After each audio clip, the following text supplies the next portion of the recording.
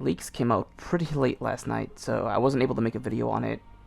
And it seems that a lot of people have already pretty much said everything that's needed to be said about this chapter.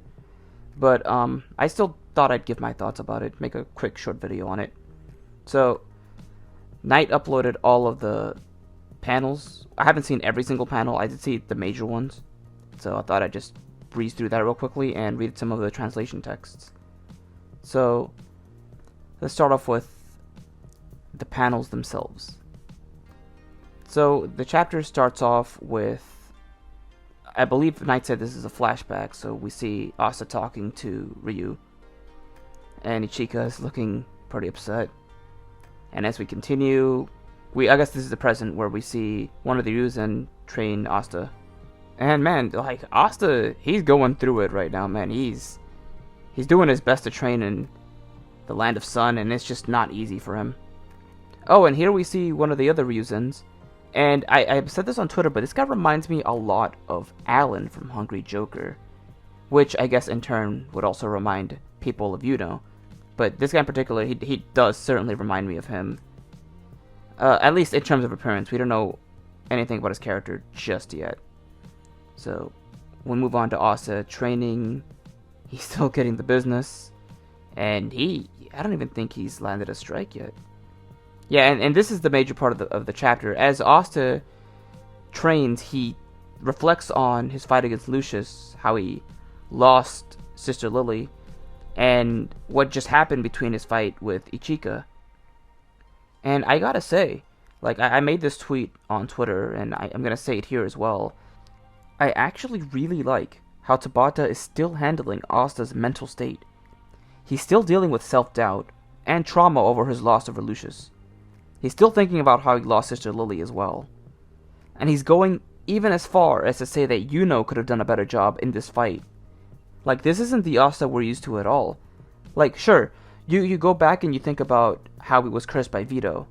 And, you know, he was definitely having some self-doubt there. But even at that point, right, he still had motivation to become the Wizard King. If he wasn't going to use his arms, he was going to use his legs. He was going to find any way, any means possible to reach his goal. But here, it's different. Like, he's definitely in the lowest he's ever been in the entire series. Like, I'm really impressed with how Tabata's dealing with this. It's not something that Asta can simply just move on from. I mean, normally you would probably think, oh, a few chapters later, Asta would just get over it and, you know, continue to be motivated. But that's not the case here. He's really lost it. He's at a very low point mentally. This is one hell of an obstacle he's going through. But, you know, this is something that'll make him stronger mentally and physically once he overcomes it.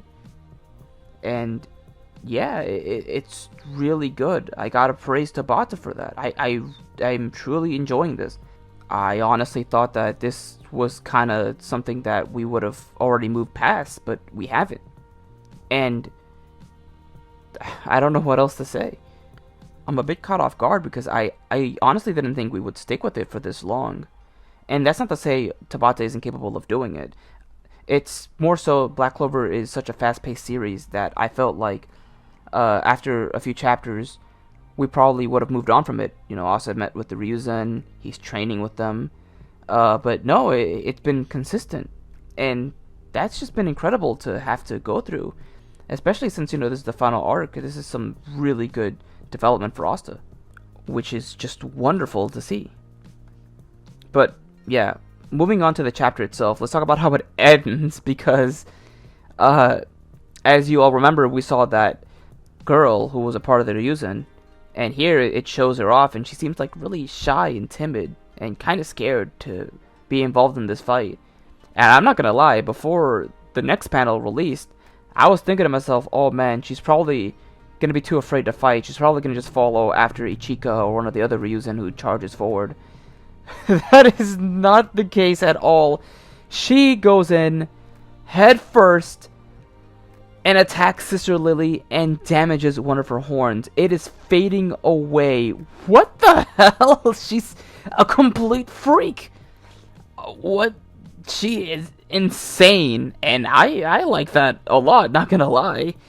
Like I made the tweet about it before I got off. I said Tabata decided there was not enough crazy in this arc, so he decides to drop this goddess on us.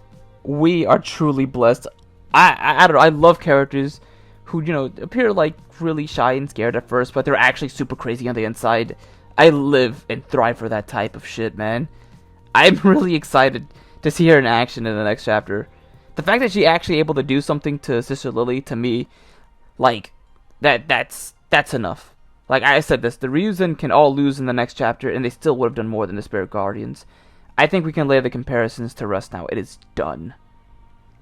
I don't think there's any need to worry about that. But yeah, overall, this was a pretty good chapter, especially in regards to Asta's development and his mental state, because that's just some solid writing for his character. But yeah, overall, really good chapter.